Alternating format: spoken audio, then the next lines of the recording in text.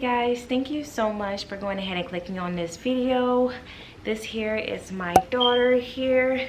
She is almost about to be 2 years old, and yes, I know she does not look her age, and that is exactly the reason why I'm going to go ahead and discuss this video and what I have been doing for a whole year going through this.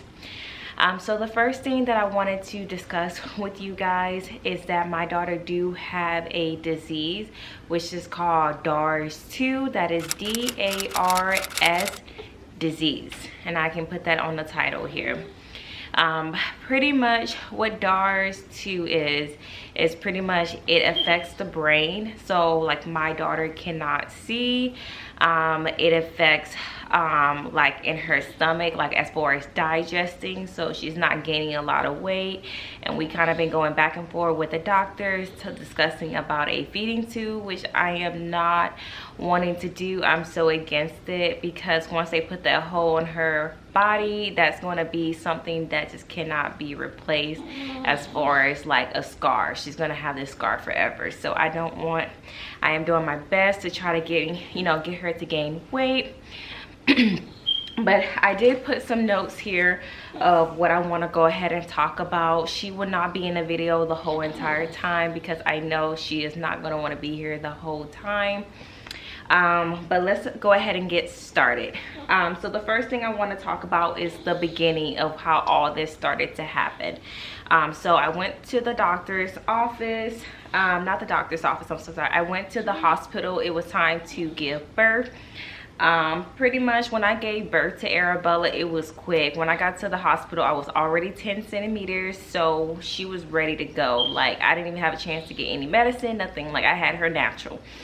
When I had her, it was good. It was fine. Like, she was doing everything that she was supposed to do, breathe on her own, eat. She was eating from my, my boobs, because I was breastfeeding her. It was fine. Like, I didn't have any issues with her. And then I remember that night, it was like that night, she was crying a little bit. She didn't really want to eat too much. And I didn't know what was kind of going on with her, and she seemed a little bit cold, but I didn't think anything of it, because hospitals are cold, right? So like, I didn't think anything of it. So that morning, like I would say like 6 in the morning, the nurse came in, and also I just want to let you guys know, Arabella slept in the room with us, because I was just that mother that I wanted my baby to be close to me, because I saw all these horrible shows and Lifetime movies about how babies got switched at birth, and that just scared me. So I just literally was like, my baby can stay right here with me, so I can know that my baby is next to me and everything good. So anyway, that morning, the nurse asked if I could, if she could take Arabella to go take a bath. And I was like, I was half asleep, half woke. And I was like, yeah, go ahead, that's fine. And I was like, how long is it gonna take? And she was like, not that long. She's like 10 or 15 minutes and I'll be back, or something like that. So I was like, okay. And I noticed that, I'm a mom, and I was like, gosh, she's been gone for a long time. And I was telling my husband, I was like, something's going on. Like, can you just go check on Arabella, make sure that like she's okay? And so like my husband goes and check up on her, and they like that they're gonna rush her to the NICU. And I was like, what's going on? And my husband is the worst person to explain things, because he literally, I don't know what he be thinking in his mind, and I'm not gonna count him a hold of it. I don't know if that's just like a male thing or what. But I was like, what the heck is going on? So I'm like trying to get up, I'm trying to find out what's going on. The nurse come in, tells me that they need to rush my daughter to the NICU because her temperature has dropped. I'm like, how cold could she have gone? And they said it was like 92, and I'm not kidding. I know 92 is not a realistic number, especially if you're a nurse and you're watching this video. I know that's not a realistic number, but she got that cold. It was like even the nurses had to keep checking her temperature because they couldn't believe how cold she was. And I was just like, what in the world? So I was just thinking like, okay, well, once she gets her temperature down, then she'll be fine, right? And they're like, yeah, we just gotta just take her to get her temperature down, get her warm and all that. So they do that, and out of nowhere, I swear you guys, I just felt like it was just a nightmare from hell. Like, it was just horrible. My whole hospital experience was horrible. So pretty much not hours later, I go in there. They finally let me go back there, and they're telling me you need to sign these papers because they got to do like an emergency, like I don't know if it was a surgery. It's a procedure. It's not a surgery. It's a procedure that they need to do on Arabella on her spine. They had to put something in her back, and I can't remember the terms for it, guys, because it was so much information at the same time. I mean, I was just a new mom. I didn't get that much sleep. I'm out of it. Like, could you imagine like being in my shoes? I was just like, what is going on? Like, I can't believe this is happening. My mom wasn't there. I was by myself. Jesse went back home because we had another child. We had our son, and so he was at home with him while I was at the hospital with my daughter. It was just guys, it was a nightmare. So they're like, you need to sign these papers because Arabella has to go through the procedure, and like they felt like she was going to die at the hospital. Like, it was that serious. So I'm literally like, oh my gosh, okay, what I need to sign? I'm just shaking because when I get really nervous, I start shaking a lot, and I'm like, wait, what? Can you repeat yourself? Like, I don't know what's going on. So pretty much I ended up signing the papers. They went ahead and got the procedure done. I had to leave the room, and I was just shaking up. I didn't eat, guys. I was starving myself. How could I eat? I was a nervous wreck. And then when I went back into the hospital, you know, like in the NICU area, they finally let me see her, and Arabella looked so bad. She had a tube down her throat, and I can show you guys some clips. She had a tube down her throat. She had like blue lights under her. They were talking about like her skin. They had the kind of, I forgot what it's called, guys, but you know, if you have had a baby and they put you on a blue screen, I would have to kind of like go back when I record this, you know, edit this video and put it on the titles. But it was just a mess, guys. Like, literally worst nightmare ever kind of experience, and I don't wish that on anyone. So I was calling Jesse, and I was telling him what was going on, but Jesse, I don't know if Jesse was kind of like going through a depression because it was a lot. Like, I'm not gonna blame anyone. Everybody deals with things differently, and for me, I had to wake up every morning, and it was to a point where they told me, you know, okay, we can you can come here every day, but you know, it's time for you to go home, right? So I had to leave my baby at the hospital, and I would wake up super early in the morning, about 7 or 8 o'clock, get to the hospital, and I wouldn't leave until like 9 or 8 o'clock p.m. that afternoon. Like, I would be there all day with my baby, and I would call her in the morning. Like, the lady at the nurse, I would call her every morning, trying to check up on my daughter, make sure she's okay. And they had a program where they allowed me to stay at the hospital because they saw how devoted I was as a mother, and I would bring her breast milk. I did whatever the doctor needed me to do, and I was there all the time, and I wrote a journal of like everything that was going on. I can't find a journal right now, but I know it's somewhere in the house. When I clean up more, I'll find it.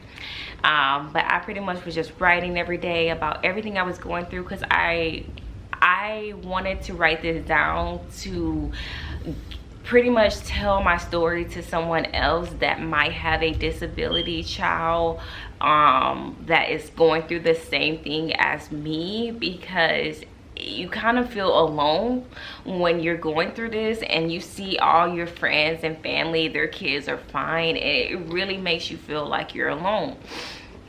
And so I pretty much was able to be at the hospital, living there. I was able to live there.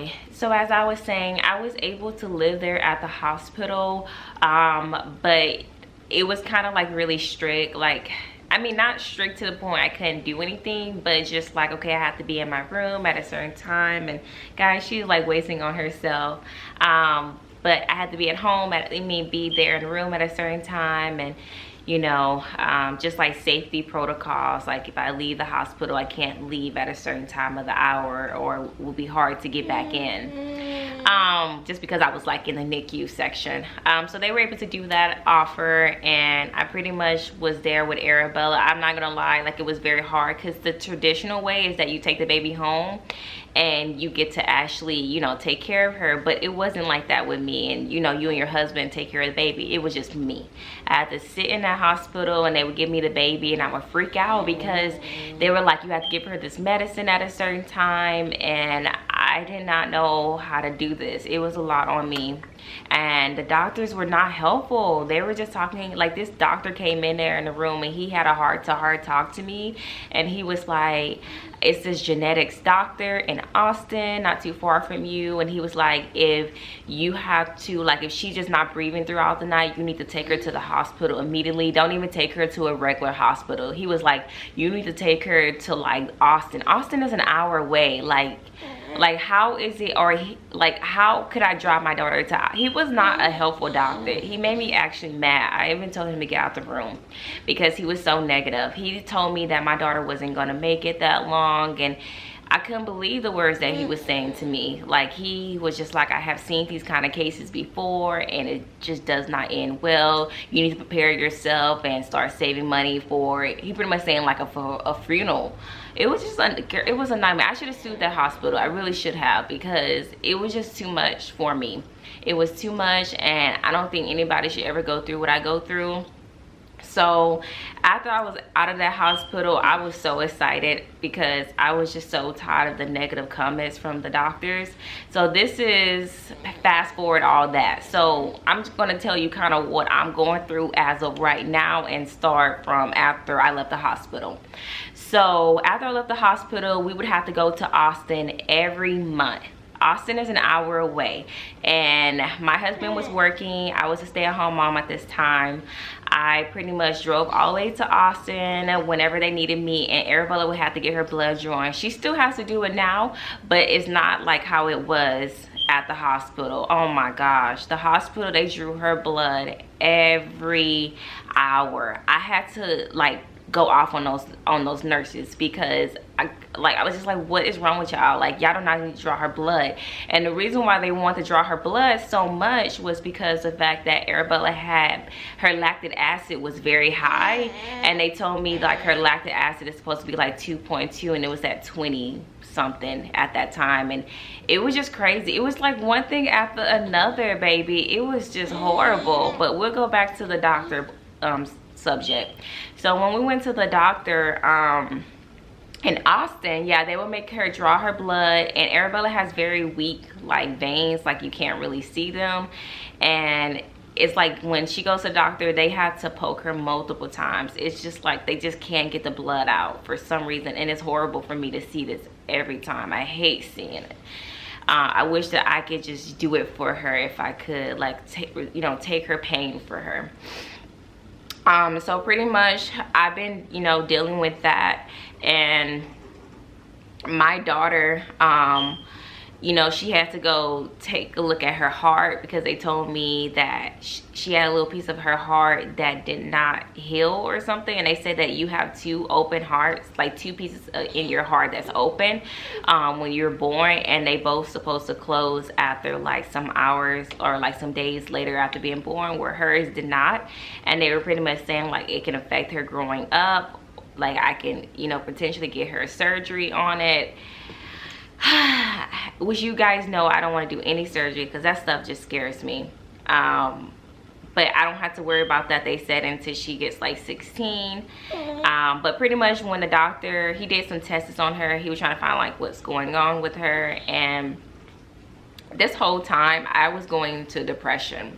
I went into a depression for a year, and that's the reason why I have not posted any videos on YouTube, because it was too much. Like I couldn't even document it because the doctors were saying that my daughter was not going to make it. Alrighty guys, so I just went ahead and put Arabella down just because she seemed to be kind of getting sleepy, and I kind of don't want to keep messing with her. So pretty much, where did I leave off at? My daughter, pretty much when I went to the doctors, they would pretty much just tell me like they have never seen this case before. It's something that is not, how do I explain it? It's a very unique situation that my daughter is going through. Only a handful people have ever had this, and he pretty much told me that the young child that was born with this did not make it past 5 years old. So as you can tell, like, how it makes me feel as a mother to hear something like that, and them telling me like my daughter is going to have a short lifespan. They pretty much just said that they don't know when, but they're just saying like she won't have a long lifespan. So that's been hard on me, and that's why I say, like, when I make my videos, it's really a lot of work that I have done, because I'm trying to clean up and I'm constantly having to stop to take care of her, and I work from home right now. But I know that eventually, if they would tell me to go back to office, I would have to make that hard decision if that's something that I want to go back to work, or if I want to just continue to, like, just go back to being a stay-at-home mom. So I'm kind of going back and forth about that, but we'll see. We'll see about that, if that's something that we are probably considering. Me and my husband, we have to talk about that. But pretty much, fast forwarding past that step, we pretty much have been going to the GI appointments. A GI is pretty much where they keep up with her weight and her vomiting, because she would throw up so much. And guys, I'm not playing. Like, she would throw up to the point where it looked like an adult throw up. You know how an adult throws up a lot? Like, that's how my daughter would throw up. It would be so bad, like to the point it would scare me. And I just think those months was so hard on me. I wasn't getting a lot of sleep. I was depressed. I was like trying to be a mom to my my son is 3, but at the time he was 2. My 2-year-old, and I feel like I wasn't doing like I was supposed to do as a mother, like spend time with them and be happy and stuff like that. So my son went into a phase where he just did not talk at all. We couldn't get him to talk. So my son went through it a lot too. We're still going with it right now with him, trying to do therapy with him, like speech therapy, to get him to talk. But it's just scary, because the doctor just told me, like, if I would have another child, that it could potentially, that child could have what my daughter Arabella has.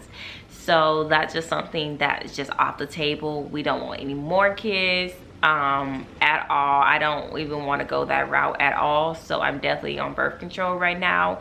I do want to consider getting my tubes tied, but right now the birth control is doing at the moment. So yeah, that's pretty much what I'm going through. So I pretty much want to talk to you guys about what I'm currently doing and how I have gotten through it. So pretty much what I have done is prayed.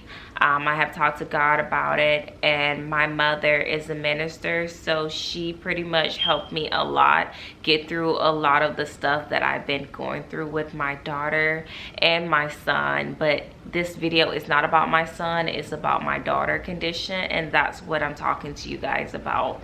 So currently right now, my daughter cannot see, like I was mentioning to you. She cannot eat by herself. She literally has a mind of a 2-year-old, a 2-month baby, like a 2-month baby. She can't crawl, she can't stand up on her 2 feet, she cannot sit up by herself, like she can't do anything. She needs someone every second, every minute. Okay, pretty much I have to feed my daughter. She does about 4, about 5 therapies, I believe. 5 therapies.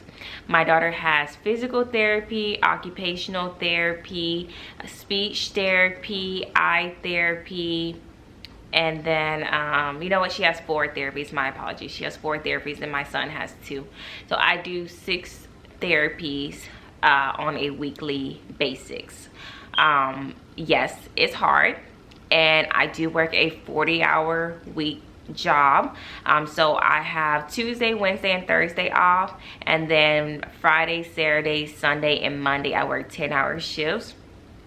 That is really hard on me. I have been just trying to get through it, and I decided that I really want to do YouTube because I've made up in my mind that I'm gonna have to go through this forever, you know, and I can't stop my life because of everything that's going on with my children.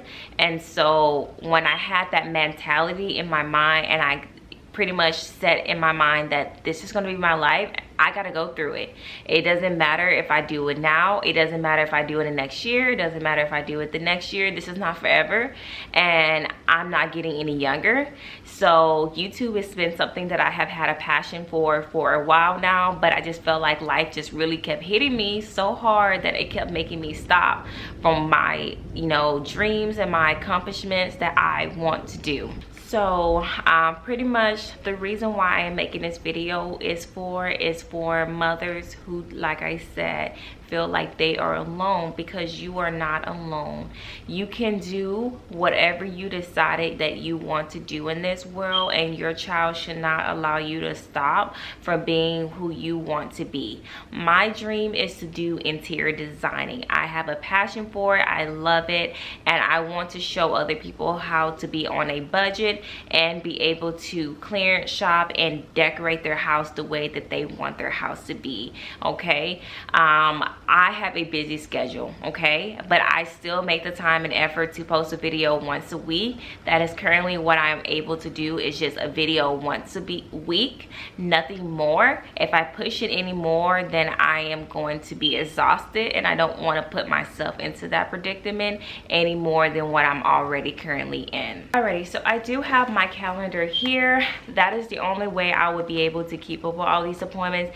It's impossible. My daughter has 6 doctor's appointments that she goes to, and it's just impossible if I don't have a calendar. And then Friday, Saturday, and Sunday, I'm pretty much working 10-hour shifts. When I'm done, I pretty much take care of my kids. Me and my husband kind of swap out because we both work from home. So that has been exhausting, and we kind of don't trust anyone to watch my daughter for too long, especially with COVID going on, because she is a high risk. So that's pretty much what I do, and after I'm done with therapy, I will record or clean up the house, and that's pretty much what you guys have been seeing, those kind of videos of what I've been doing. And like I said, I have kind of been in depression for a year, so I kind of I wasn't cleaning up as much, and I don't know if any one of you guys been in a depression before, but depression will make you not want to be motivated to do anything. It kind of just makes you just go through life, and it seems like life is just passing you by, and everybody's doing so good but you. And I just told myself that 2021, like, I'm not gonna do it anymore. Like, this is my life, and I just gotta keep pushing it. Like, I just gotta keep going, and I will be fine. I can't stop my dreams. How have this been for me? Question. I lost a lot of sleep. I did lose weight, and I gained it back and forth. My daughter, like I said, she is not able to see, she cannot eat, so that requires a lot of doctors. Anybody that has a disability child knows that. When you see something like that, it's kind of discouraging, because it's like, are you trying to tell me like my daughter is not going to walk? And you know, as a mom that goes through this, you have all these questions in the back of your mind, like, is this going to be my life? Like, am I going to be able to do anything that I want to do? You have these questions in your mind, like, am I going to be able to, am I going to have to take care of my child for the rest of my life? Is my child never going to be able to do anything by themselves? Those questions do go through my head. Like, am I ever going to be able to, because you know, when you have kids, you want to, you know, see your kids grow up and do all these things, and then, you know, when they grow up, they go and have their own family, and you want them to be married, and you want to be with your spouse and, you know, live out your life. You know, you did what you were supposed to do, take care of your kids, you know, etc., etc. And so, you know, I have those kind of thoughts in my head, and I know that that sounds crazy, you know, even considering, like, am I being selfish? Because you have those questions too, like, am I being selfish for thinking like this? I would tell you guys, if you have these kind of questions, you are not alone on that. Like, I can't express enough. Like, the only way you will understand how it feels if you have had a child that you have lost, or you're going through things right now and seeing how your child is not progressing. I mean, it's the worst feeling in the world, because you feel like you're hopeless. Like, you feel like you can't do anything. You feel like, am I doing enough? Am I being selfish for not wanting to do it anymore? Yeah, you have those kind of thoughts. I was going through it. I'm so grateful for my mother. I'm so grateful for my husband. I'm happy. I'm happy now. I was in my depressive mode, but I'm happy now, and I just kind of want to let you guys know where my mind space was at last year. And you know, my mind space is completely different right now. I have grown. I have learned more about her disorder, and from here I just hope, you know, the best, because at one point of my life last year, it was just back-to-back bad news. I feel like every time I would go to the doctor's office, they couldn't give me good news. It was always like, oh, well, your daughter has this. Oh, and by the way, she probably would never see ever. You think that that's the worst news, right? You're like, okay, she won't be able to see. And then they're like, oh, well, we found out that she has DARS 2 disease, and we need to go ahead and put her under the table, which is anesthesia, and find out if she has it. If she has it, there is no cure. And you're like, what? And then they're like, oh, hey, your daughter because my daughter had this moment where she does this, like you saw her in the video, she does this a lot. It's because she has like not a lot of like strong muscles, so she can't really hold her head up like good, so she does this a lot. And like my daughter, she does not like loud music, and obviously you should know this because the fact that she can't see, right? So if you can't see, you're gonna have more of like an ear, your intuition, like, what is it called? I can't even think it. If you can't see, you're gonna start being able to advance in your senses. Like, if you can't see, you're gonna be able to hear better, you know? And so my daughter hears loud. Like, if I'm just sneaking into her room just to check on her, she'll wake up because she has a good hearing, okay? And so when I'm at parties or anything like that, I cannot have loud music. She will not do very well with this. She would just scream and holler, so it's just no point of even doing it. So that's why I don't get out too much, because of like everything that goes on with my daughter. Like, it's intimidating because like I had my daughter before my brother, and my brother's son is kind of like already walking, and I'm happy for them, but it's kind of intimidating for me because it's just like, oh my gosh, like, because you know, you have this moment as a parent where you compare your child to other people's kids, and you're like, why is my child not doing this, you know? And it was crazy because with Arabella, I think it was about 2 or 3 months of her being here, I started to notice that Arabella could not see. She wasn't like looking around, and you know, the only reason why I knew all this is because, you know, my brother's son, he didn't, you know, they didn't have the baby until like a couple months after I had Arabella. As I was saying, like my brother, his son is not that much younger than my daughter right now. And you know, I would babysit, you know, because I was a stay-at-home mom, so I would babysit sometimes for them. And I noticed that he was doing way more stuff than my daughter. And so I was noticing that my daughter was not paying attention to objects. I would be like trying to show her objects and she would not see it. So I took her to the doctor and I was like, is there something going on with my baby's eyes? And at this time, the doctor did not tell me that, you know, they didn't even know what was going on with Arabella at this time, so they did not know that her eyes were being affected by this, like at this time. So when I went to the doctor, they were like, oh, she can't see.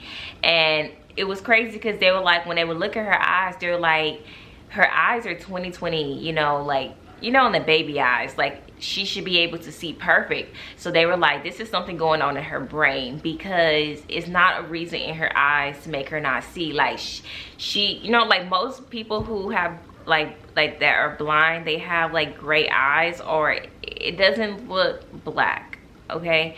And on that eyes, you could tell, like, you know, like normally when you're blind, they have, it's, I forgot what it's called, but it like blocks your eyes. Well, she doesn't have that. It's like affecting her brain. And when I talked to the doctor about it, you know, after they found out that she has DARS 2, they pretty much said like DARS 2 affect her vision. Like some days she might can see better than others, and she can see, but she cannot see objects. She can see shadows, okay? Like if I turn on the light, she'll do like this, but she can't see me. All she can do is hear me. So she knows her mother's voice, and so she knows if it's me checking up on her. So she knows us.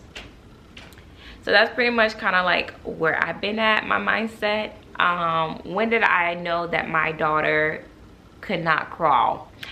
Again, with my brother's child. I noticed that he was starting to crawl, and I was like, what's going on? Like this was like a couple months later after she couldn't see, and we figured that it might be just because she can't see. That's pretty much why she's not doing it, because people don't realize you use your vision a lot.